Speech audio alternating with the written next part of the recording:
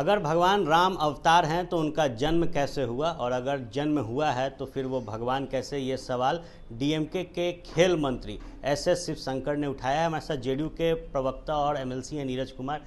राम पर फिर सवाल, इतिहास में राम नहीं तो हम राम को क्यों पूजे, ये सवाल पूछा जा रहा है। आस्था महत्वपूर्ण होता है। न किसी ने भगवान को देखा है, न अल्लाह को देखा है, लेकिन लोगों की आस्था रहती है। और देश का संविधान जो है और उसकी जो बुनियादी प्रस्तावना है, हर धर्म के लोगों को सुरक्षा और संरक्षण और विश्वास का अधिकार है। आप राज्य के मंत्री पद पर बैठे हुए हैं, राजनीति के एजेंडे के तहत भगवान का नाम लेना, भाई रावण की भी पूजा करते हैं लोग दक्षिण भारत में कुछ जगह, तो उनकी मान्यता हो सकती है, लेकिन यहाँ तो कण कण में राम माने जाते हैं। इसलिए ऐसे विषय से मंत्री परिषद के सदस्य हैं, आपने संविधान के सुरक्षा और संरक्षण का शपथ लिया है तो संविधान के प्रस्तावना की सुरक्षा और संरक्षण कीजिए।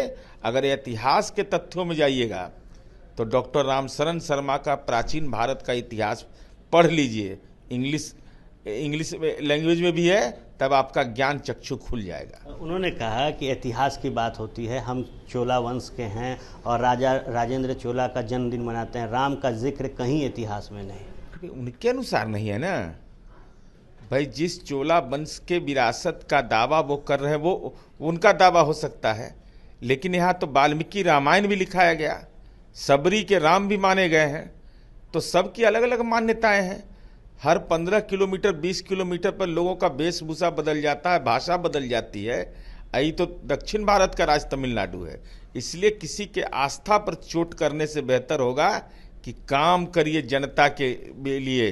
जनता के जीवन दशा, जो चोल वंश के मानने वाले लोग हैं, उनका जीवन दशा बदले, गरीबी रेखा से ऊपर हों, उनकी बुनियादी सुविधाएं बेहतर हों, सड़कें बेहतर बने, न कि इन मुद्दों पर भटका करके राजनीति लंबे दीर्घकालिक नहीं चलेगा।